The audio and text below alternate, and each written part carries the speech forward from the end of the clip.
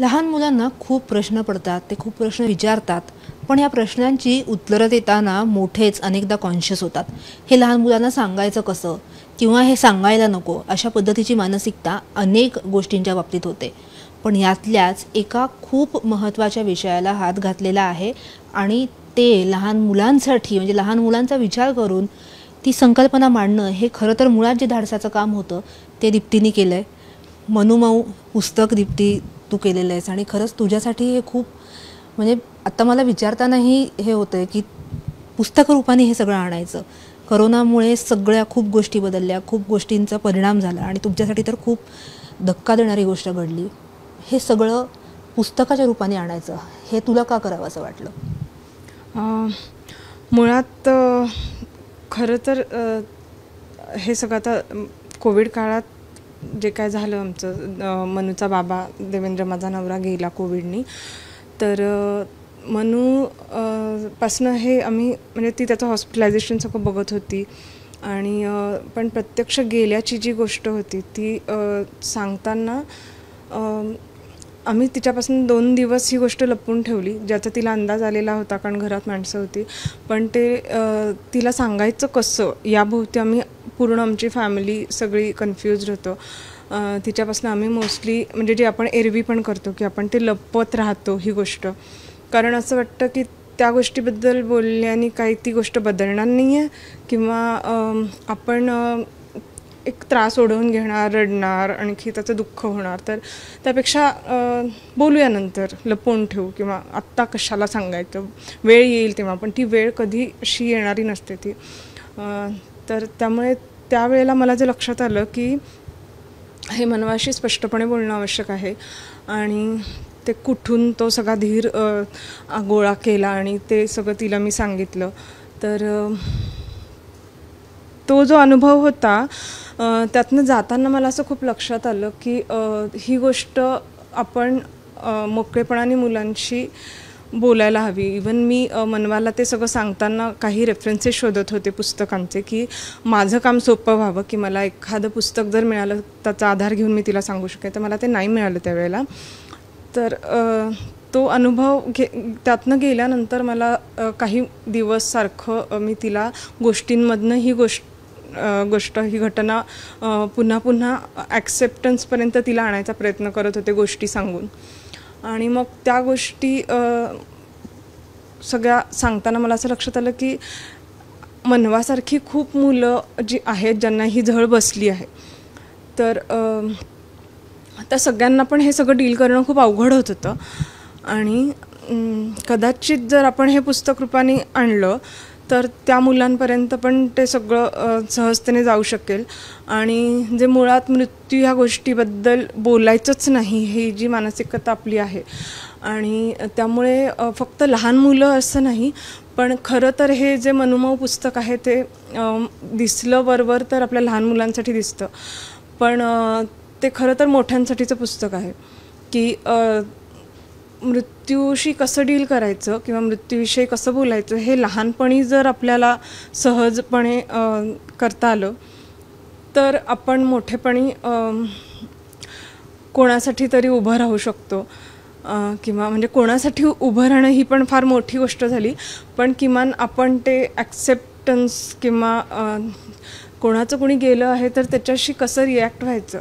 की लोक कोशात जातात की आमच्यात हिंमत नाही आहे त्यांच्यासमोर जाऊन बोलायची, पण त्यावेळेला त्या माणसाला मित्रमैत्रिणी आणि बोलणाऱ्यांची गरज असते, जी त्यावेळेला माणसं एकदम अचानक व्हॅनिश होतात, गायब होतात. तर मला असं वाटलं की या सगळ्याचं मूळ लहानपणात आहे आणि हे मुलांना लहानपणीच मृत्यूतली खरं तर चुकीचा एका शब्द माहीत नाही, पण मृत्यूतली सहजता की तो एक सहज भाग आहे, जरी तो खूप जास्त अवघड असला तरी त्याची हे लक्षात यावी सहजता की त्यामुळे ते ॲक्सेप्टन्सला स्वीकार करायला सोपं होऊ शकेल अशाने तो मुद्दा मुलांपर्यंत पोचवावा असा एक हेतू होता आणि मोठ्यांपर्यंत पोचवावं किंवा त्याबद्दल बोललं जावं हा एक मुख्य हेतू होता फक्त पुस्तकामागचा. दीप्तीने हे करायचं ठरवणं हे धाडसाचं होतं, पण तुमच्यासाठी पुस्तक करायचं म्हणजे करणं हा निर्णय घेणं सुद्धा तितकंच अवघड होतं की स्वीकारलं जाईल का ही एक भीती असते. ही जी कॉन्सेप्ट आहे त्याला खूप असं वेगळं स्वरूप दिलं आहे. म्हणजे लहान मुलांना जर का अगदी आपण विचार केला तर 3-4 वर्षाच्या मुलाला कळतं की ओके मुंगी मेली आहे किंवा झुरळ मेलं आहे. पण एखादी व्यक्ती किंवा मग एखादं काय पाळीव प्राणीसुद्धा असेल तो जाणं आणि त्याचा जो ॲक्सेप्टन्स आहे हा कुठेही शिकवला जात नाही. मग बऱ्याचदा असं वाटतं की जेव्हा आपोआप ती परिस्थिती येते तेव्हासुद्धा बऱ्याचदा लपवलं जातं. आणि हा प्लॅटफॉर्म चालवताना खूप पालकांनीसुद्धा ह्या काळामध्ये अनेक प्रश्न चिकूपिकू प्लॅटफॉर्मवरून सुद्धा विचारले होते. की मला सांगायला आवडेल की एक पालक होती ज्यांनी विचारलं होतं की आजोबा गेलेत आणि आम्ही अजूनही लपवलं आहे, 1 वर्ष झालं आणि आम्ही त्या मुलीला सांगितलेलं नाही आहे, तर हे कसं सांगू. सो हे पोचवण्याच्या दृष्टीने मला असं वाटतं की मनूमाऊ हे पुस्तक खूप महत्त्वाचं होतं आणि ते आम्ही नसतं केलं तर कोणीतरी केलं असतंच नक्कीच. पण मला खूप अभिमान आहे की ते दीप्तीबरोबर आम्ही करू शकलो आणि पोचवू शकलो असा वेगळा विषय. आणि मृत्यू हा तर विषय, याच्यात एकूण 3 गोष्टी आहेत या पुस्तकात. So dealing with difficult emotions हे जे आहे की मुलांना आपण बऱ्याचदा विषयच टाळतो की लहान आहेत म्हणून, पण त्यांना थोडंसं अंडर एस्टिमेट करतो असं बरेचदा होतं. तर त्या दृष्टीने मुलं काय मोठेसुद्धा आपण पण स्वतःशी पळत असतो या सगळ्या गोष्टींपासून. तर त्या दृष्टीने हे ती म्हणाली ते अगदी योग्य की मुलांसाठीचं तर आहेच आहे, पण त्याच्या पुढे सुद्धा अगदी हे वयोगट असा काही डिफाईन न करता जाणारं हे पुस्तक आहे असं वाटतंय. छोट्या छोट्या मुलांना समजेल किंवा भाषा त्याच्यातली असेल, शैली त्याच्यातली असेल किंवा चित्र असतील, ह्या सगळ्या गोष्टींचा समावेश करून तू हे पुस्तक केलंस. ते जसं तू म्हणलीस की मनवाला सांगत असलेल्या गोष्टीतनं झालं, अशा गोष्टी क्रिएट करत गेलीस की ज्या त्यांच्यापर्यंत पोहोचू शकतील. क्रिएट करत गेली पेक्षा तिला मला आधीपासून अशी सवय होती की प्रत्येक गोष्टीत मनवा असते. आमच्या मनवाच्या भोवती ह्या गोष्टी घडतात. तिला ज्या गोष्टी मी सांगते, झोपताना तिला रोज एक गोष्ट लागते, त्यामुळे तर आधीपासूनच आमची अशी सवय होती की मनवाच्या भोवतीच्या गोष्टी. आता यातलं जे माऊचं कॅरेक्टर आहे ते ॲक्च्युली मनूचा एक माऊ होता आणि तो माझा पॉट्री स्टुडिओ जो आहे तिथे तो आम्ही स्टुडिओत गेलो की तो माऊ तिथे यायचा आणि जवळपास 8-9 महिने मनवाबरोबर तो माऊ होता तिथे. तर तिने त्याच्यासाठी खरोखर एका खोक्यात घर केलं होतं आणि आम्ही तिथे सकाळी 10 वाजता पोचल्या क्षणी संध्याकाळी 6-7 जे काय आम्ही तिथे असायचो तो पूर्ण वेळ मनवाबरोबर असायचा. मनवा त्याच्याबरोबर असायची आणि ते दोघं एकत्र, मनवा कपातनं दूध प्यायची, तो बशीतनं दूध प्यायचा आणि असं ते चिकटून असायचे खरोखर एकमेकांना. आणि एक दिवस आम्हाला लक्षात आलं की आम्ही परत जेव्हा स्टुडिओला आलो एकदा, त्या दिवशी लक्षात आलं की त्याला काहीतरी ॲक्सिडेंट झालेला होता आणि त्याचे मागचे दोन्ही पाय फ्रॅक्चर होऊन तो खूप डॅमेज झालेला होता. तर आम्ही त्याला म्हणजे डॉक्टरांकडे नेल्यानंतर लक्षात आलं की आता हा जगणं शक्य नाही. तर हे त्याला डॉक्टरांकडे नेताना मनवा पूर्ण वेळ सोबत होती, ती सगळं बघत होती. त्यानंतर डॉक्टरांनी त्याला एक इंजेक्शन दिलं ज्याने तो झोपला कायमचा. तर ही गोष्ट आम्ही मनवापासून 6 महिने लपवून ठेवली. म्हणजे ऑक्टोबरमध्ये माऊ गेला आणि एप्रिलमध्ये देवेंद्र गेला. ऑक्टोबर ते एप्रिल मनवाला वाटत होतं की माऊ आणखी मोठ्या हॉस्पिटलमध्ये बरा होण्यासाठी गेला. त्यामुळे जेव्हा मी देवेंद्रबद्दल मनवाला सांगायचं ठरवलं तेव्हा मी आधी माऊबद्दल सांगितलं. मला तिची रिॲक्शन बघायची होती की ती कसं रिॲक्ट करते. पण ती म्हटली मला माहिती होतं माऊ गेला. म्हणजे इवन देवेंद्रचं पण तिला माहिती होतं, तिला ते आमच्याकडून ऐकायचं होतं आणि ते एक कुठेतरी वेंट आउट होणं असतं ते तिला करायचं होतं सगळं. तर मग माऊचं जे कॅरेक्टर होतं ते जास्त जिवंत झालं डोक्यात. मग त्याभोवतीच्या गोष्टी चालू झाल्या मनवाला सांगणं आणि असं खरं तर ते प्रत्यक्ष कॅरेक्टर म्हणजे तिचं जगलेलं होतं ते कॅरेक्टर. त्यानंतर जी दुसरी एक गोष्ट आहे ती हो होईल नाही नकोचे राक्षस आणि एंजल्स अशी ती आहे. नाही नको राक्षस असतात 2 आणि हो होईलचे एंजल्स असतात नावाचे, त्या या नावांचे असतात तिथे. देवेंद्र गेल्यानंतर आम्हा दोघींचाही असा काही लेवल्सवर कॉन्फिडन्स खूप कमी झाला होता. तर अनेक गोष्टी नाही नको कशाला, नाही मला नाही जमणार, नाही नको तू हे नको करू, तू असं कर, असं हे आम्ही स्वतःला पण खूप वेळा सांगायला लागलो होतो. आणि लोक पण आमच्या आसपासचे जे होते ते काही वेळा काळजीने किंवा काही वेळा सल्ले अनाहूत असतात की तर तेव्हा असं ते राक्षसासारखे ते शब्द आम्हाला आमच्या भोवती घोंगायला लागले की नाही नको, नाही नको, हे नको, ते नको, ते नको. मग एक मित्र आहेत आमचे, त्यांनी ते बोलता बोलता असं म्हटले की तुमच्या डोक्यावर नाही नको ते राक्षस बसलेत येऊन, तुम्ही सारखं नाही नको म्हणता. त्यातनं नाही नकोचा जन्म झाला. आणि मग त्याला नाही नकोला पळवून लावणारे हो होईल राक्षस पण आले. त्यांची एक छोटी गोष्ट त्यात आहे. तिसरी एक जी गोष्ट आहे ती कुटुंब नावाची गोष्ट आहे. तर बदल खूप झाले आमच्या आयुष्यात. मनवाने एकदा प्रश्न विचारला की बाबा तर आपल्याबरोबर नाही आहे, मग आपल्या फॅमिलीत आपण कोण कोण, म्हणजे मग बाबा आहे का नाही आहे. म्हटलं बाबा आहे, बाबा नसला तरी बाबा तू आणि मी अशीच आपली फॅमिली आहे, असंच आपलं कुटुंब आहे. तर हां मग ठीक आहे असं तिच्याकडनं आलं. पण मला असं लक्षात आलं की कुटुंब ही व्याख्या खूप आता व्यापक होत जाणार आहे दिवसेंदिवस. फक्त रक्ताची नाती, आईवडील याच्या पलीकडे माझे अनेक मित्रमैत्रिणी जे माझ्यासाठी उभे राहिलेत रात्रंदिवस ह्या सगळ्या परिस्थितीत. नातेवाईक तर असतातच आपले, कुटुंब आपण मानलेलंच असतं, ते असतंच. पण त्याच्या पलीकडेही अनेक नाती तयार झाली नव्याने. आणि मुलांना पण आता हे समजणं खूप आवश्यक आहे की फक्त आई बाबा याच्या पलीकडे अनेक नाती असतात जी आपलं कुटुंब असतात. मग त्यात कदाचित काहींचे कुत्रा मांजर पण असू शकतात, पेट्स असतात. तिला वृद्धाश्रमात राहणारे जे एकत्र राहणारे आजी आजोबा असतात ते त्यांची फॅमिली असतात. म्हणजे वेगळ्या फॅमिलीज असू शकतात. आणि त्या पण तेवढ्याच असं हार्डकोर फॅमिलीज आपण म्हणू शकतो. हे पण मुलांमध्ये रुजवणं आता यापुढे खूप आवश्यक आहे. अशा त्या 3 गोष्टी तयार झाल्या त्यातनं की ज्या प्रत्यक्ष अनुभवातनं आलेल्या आहेत. की आता पुस्तक आलेलं आहे आणि पुस्तकाला मिळणारा प्रतिसाद हा खूप वेगळ्या पातळीवरचा आहे. म्हणजे जी कदाचित जसं तुम्ही सुरुवातीलाही म्हणलात की धाकधूक होती का किंवा काय पद्धतीने रिॲक्शन असेल असं जे वाटत होतं, वेगळ्या पातळीवरती त्याचा प्रतिसाद आहे. काय पद्धतीचे लोक कशा पद्धतीने ॲक्सेप्ट करतात पुस्तकाला?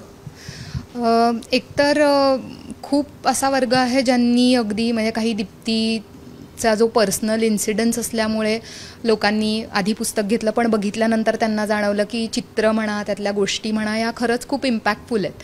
त्यामुळे लोकांचा प्रतिसाद खूप जास्त आहे. पण अगेन मला ते सांगावंसं वाटेल इथे या प्लॅटफॉर्मवर की मुलांपर्यंत पोहोचवताना बरेच पालक अजूनही असा विचार करतात की अरे नको, लहान आहे, मग ही गोष्ट कशाला, मृत्यूविषयी किंवा एवढ्या डिफिकल्ट गोष्टी कशाला आत्तापर्यंतच पोचवायच्या 5 वर्षाच्या मुलापर्यंत. पण ही गोष्टच इतक्या वेगळ्या स्वरूपात लिहिलेली आहे की त्यामध्ये तो जो फॅक्टर आहे की कुठेही हार्श होणार नाही आणि त्याचा काहीतरी वेगळा परिणाम होईल अशा तऱ्हेने त्याच्यामध्ये तिने ती काळजी पुरेपूर घेतलेली आहे. गोष्टीचं जे काही लहेजा आहे किंवा त्यातली चित्र जी आहेत, योगिता धोटे म्हणून इलस्ट्रेटर आहे, तिने खूप सुंदर चित्र काढली आहेत. तर त्याचा वेगळा इम्पॅक्ट होतो. म्हणजे माझी पण मुलगी 6 वर्षाची आहे आणि तिला जेव्हा या गोष्टी म्हणजे आत्ता खरोखर म्हणजे ह्यात मुद्दाम इथे सांगायचं म्हणून नाही, पण रोज सध्या जेवताना एक गोष्ट असली की तीच डोक्यात असते. तर मनुमाऊ ही गोष्ट सहज तिने स्वतःनी ती ॲक्सेप्ट केलेली आहे. आणि त्यातनं निर्माण होणारे प्रश्न ऑफकोर्स, पण ते आपण कुठेतरी बोल्डली पालकांनी मुलांबरोबर ती प्रोसेस म्हणून त्याच्यातून जाणं गरजेचं आहे असं वाटतं. त्यामुळे हा विषय जरी वेगळा असला तरीही गोष्टींचा इम्पॅक्ट लहान मुलांवर खूप होतो. त्यामुळे जास्तीत जास्त पालकांनी, मोठ्यांनी सुद्धा, आणि मुलांसाठी तर ऑफकोर्स आहेच आहे पुस्तक, तर जास्तीत जास्त लोकांनी ते घ्यावं असं वाटतंय. आणि होपफुली लोक त्याला तेवढ्या बोल्डली आणि तेवढ्या चांगल्या तऱ्हेने ॲक्सेप्ट करतील. स्वीकारणं हा खरं तर टप्पा मुलांसाठी सहज, मोठ्यांसाठी अवघड. पण हाच टप्पा कसा पार करायचा आणि संवाद कसा साधायचा यासाठी एक मदत होईल असं. आणि जसं दीप्ती सुरुवातीलाही म्हणाली की मोठ्यांसाठी मुळात स्वीकारणं कसं आहे हे समजण्यासाठीचं हे पुस्तक आहे. वेगळं पुस्तक आहे, वेगळा प्रयोग आहे. या पुस्तकाची खरेदी करून तुम्ही पाहायला नक्की विसरू नका. उन्हाळ्याची सुट्टी लागलेली आहे आणि काही लोक मामाच्या गावाला गेलेली असली तरी यंदाचा उन्हाचा तडाखा पाहून सगळ्यांनाच ते शक्य होणारे असंही नाही. मग या सगळ्या गँगला कामाला कसं लावायचं? थोडा वेळ चित्र काढली की बोर होत आहे, पुढचं काही झालं की बोर होत आहे. हा बोर होतायचा प्रश्न ठरलेलाच. आणि अशा सगळ्यामध्ये नेमकं काय करायचं हा प्रश्न सगळ्या पालकांना भेडसावत असतो. आणि यासाठीचेच ज्यांना वाचता येत आहे किंवा ज्यांना वाचता येत नाही पण गोष्टी वाचून दाखवता येण्याची शक्यता आहे, अशा सगळ्यांसाठीच हा आजचा बुक टॉक्स आहे, बच्ची कंपनीसाठीचा बालवाङ्मय स्पेशल एपिसोड. आणि याची सुरुवात आपण करणार आहोत. आपल्याबरोबर खास पाहुणी आहे जिने खरं तर एक कॅरेक्टर असं निर्माण केलंय की आता मी जे काही बडबडले किंवा इथं जे काही दिसतंय ना, या सगळ्याला ते रिफ्लेक्ट करतं. साराची डायरी विभावरीची पब्लिश झालेली आहे आणि इतकी क्यूट ही सारा आहे. खरं तर मोबाईल हातात, पुस्तक हातात का मोबाईल हातात असं सगळं कन्फ्युजन असणारी ही पिढी आहे आणि ती परफेक्ट रेप्लिकेट करणारी आहे. विभा, सगळ्यात आधी अभिनंदन. पुन्हा एक पुस्तक आणि अगदी वेगळा विषय घेऊन आली आहेस. Thank you so much. पहिलाच प्रश्न, साराचा जन्म कसा झाला? कारण नवीन जनरेशन मधली मुलं, त्यांचं वाढणं वेगळं आहे, त्यांच्यासाठीचे प्रश्न वेगळे आहेत आणि हे सगळं रिफ्लेक्ट होत आहे या कॅरेक्टरच्या माध्यमातून. सिरीज तू लिहित होतीस, दरवेळेला नवीन काहीतरी तिच्या डोक्यात बुगा चालू असायचा, तो गुंता सोडवायचा.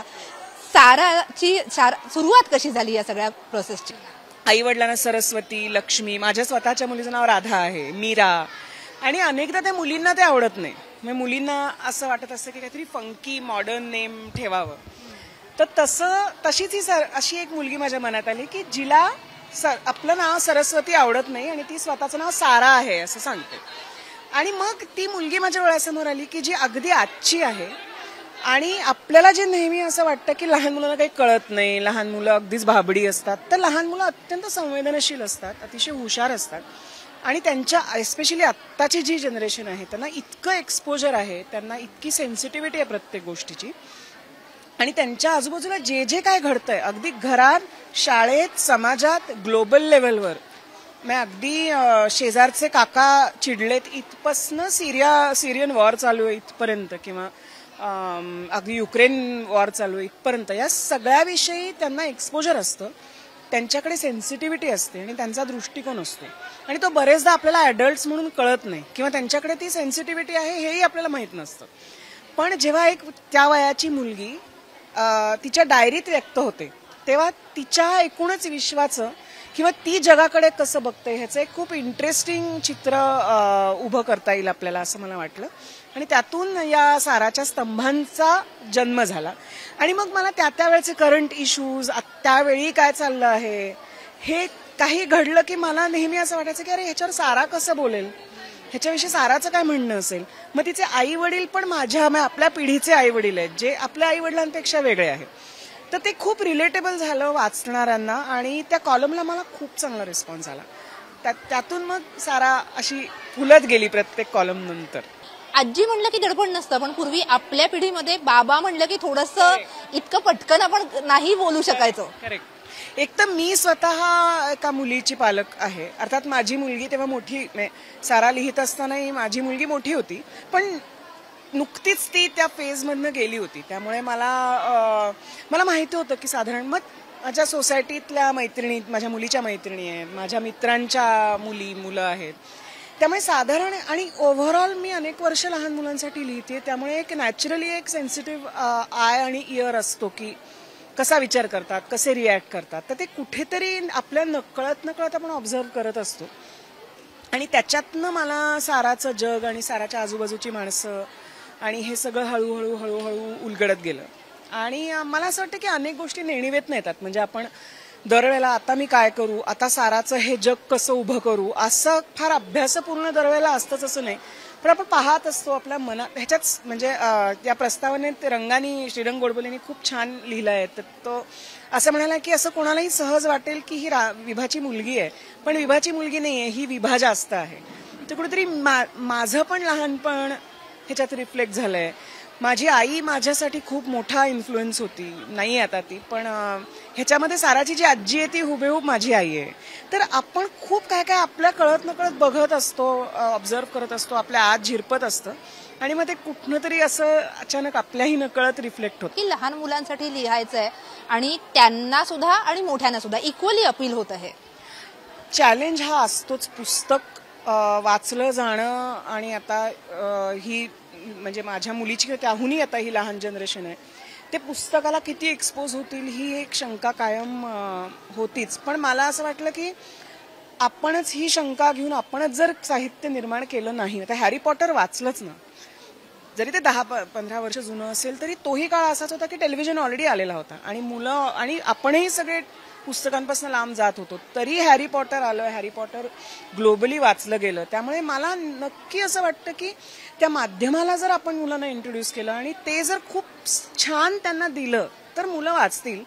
एक खूप इंटरेस्टिंग बाब यातली मला वाटली होती ते म्हणजे मला लक्षात राहिलेला लेख तो म्हणजे झाडाबद्दलचा. झाड कापलं जाणार होतं. मला वाटतं रिस्पॉन्सही त्याला तसाच प्रचंड आलेला असणार आहे आणि आज प्रत्येक ठिकाणी जेव्हा बघतो म्हणजे ते बघून कदाचित शिक्षणही झालं असेल. कदाचित तू असा विचार नसेल केला की ह्या कॉलम लिहिताना आपल्याला त्यातनं काहीतरी शिकवायचंय मुलांना, पण नकळतपणे हे घडलं की असे विषय घेतले आणि ते मुलांच्या दृष्टिकोनातनं पाहिले. अगदी मला असं वाटतं की व्हॅल्यूज, नीती मूल्यांचं शिक्षण हे कुठल्या शाळेच्या वर्गात मॉरल सायन्सच्या क्लासला होत नाही. म्हणजे तिथे ते मार्जिनल होत असेल, पण आपण ॲडल्ट्स म्हणून जो विचार करतो, जी सेन्सिटिव्हिटी मुलांमध्ये रुजवतो ती मुलं नकळत घेत असतात. त्यामुळे आपण आपली सेन्सिटिव्हिटी चेक केली पाहिजे. म्हणजे मला आठवते मी 2005 साली जर्मनीला गेले होते. तेव्हा माझ्या मुलीचाही जन्म झाला नव्हता. तर माझ्या जर्मन मैत्रिणीचा छोटा मुलगा होता 6 वर्षाचा आणि एक दिवस आम्ही सकाळी तिच्या घरी राहत होते. मी सकाळी उठलो तर तो मुलगा रडत रडत आला आणि तो सांगत होता की त्यांच्या घराच्या समोरचं झाड कापलंय आणि तो जेन्युइनली दुःखी झाला आणि तो घळा घळा घळा रडत होता. एखादं खेळणं तुटल्यावर मूल जसं रडतं तसं. तर मला ते खूप असं आय वॉज व्हेरी टच्ड की ह्या मुलाकडे ही सेन्सिटिव्हिटी आहे की झाड कापलं जाण्याने तो त्याचं काहीतरी हरवल्यासारखं रडतोय. तर कुठेतरी आपल्या आजूबाजूची झाडं ही आपली आहेत हे जर लहानपणापासून मुलांच्या मनात रुजलं तर कारण बदल छोटे छोटे छोटे होतच मोठा बदल होतो. पण ही सारा उद्योगी सुद्धा तितकीच आहे. अगदी, कारण ती मूल आहे ना, मला अशी ती प्रीच करणारी अत्यंत अकाली प्रौढत्व आणि उगाच समंजस झालेली जी अनेकदा मुलं असतात ती आवडत नाही. पेक्षा मला ती रिलेटेबल वाटत नाही. कारण तसं मूल पुस्तकात बघून किंवा आता मुलांना हेच वाटणार की छे ही वेगळीच आहे, मी अशी नाहीये. तर ती आपल्यातली आहे ना, त्यामुळे ती खोडकर आहे, ती हट्टी आहे, ती तमाशे करते, ती सगळंच करते. She is like any other child. त्यामुळे आणि आपणही तसंच असतो ना, आपणही हट्टी असतो, आपणही आक्रस्ताळे असतो, बदमाश असतो. तशीच ती आहे माझ्यासारखी.